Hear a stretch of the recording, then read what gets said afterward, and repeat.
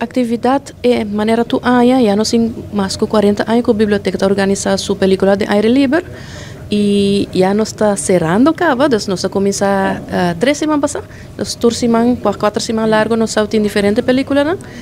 Então, essa semana aqui é a última semana, então nós está cerrando atividade de película de aire livre essa semana aqui. Por aí nós temos hobby muito também e naturalmente é um ambiente outro, não? Porque está para fora aire livre, é outro dus bono tá haya hobby película na aire livre, mas é um ambiente outro, diferente, dus é leuk, não te gusta. E película eigenlijk door que tá grátis, é mais bonding time para família, dus a família não importa de menos recursos, ou se não que just bem passa rato, de família, door que tá grátis. Bota haya abuelo, primo, amigo nan turta bem junto e eta hora que nanta passa para ver película junto. Então, é bonding time para vista de família. Mas aya aqui nós só tem semana passa nós só tem película de Dogman.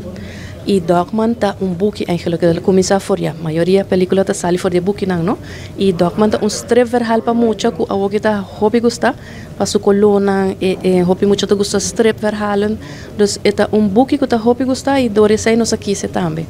E esse man que nós Minecraft ku eigenlijk também tem boek nan de gele. Kuta sinhaba tiki den crafting ku compatraha ko kiko Minecraft também nós strip awo que nan de gele ku também tá hobby gusta. Dus esta link sempre na e-book.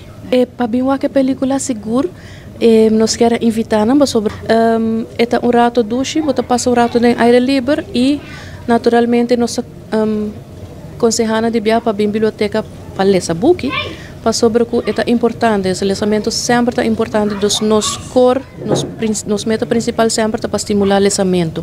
E meu conselho é maior, desde chiquito acaba para começar inculcar emocional no lesamento, conta uma história ou drome, criar sequer 5 minutos ou 10 minutos, dia para semana, 2 dias para semana, por uma hora vasta para ler que emocional.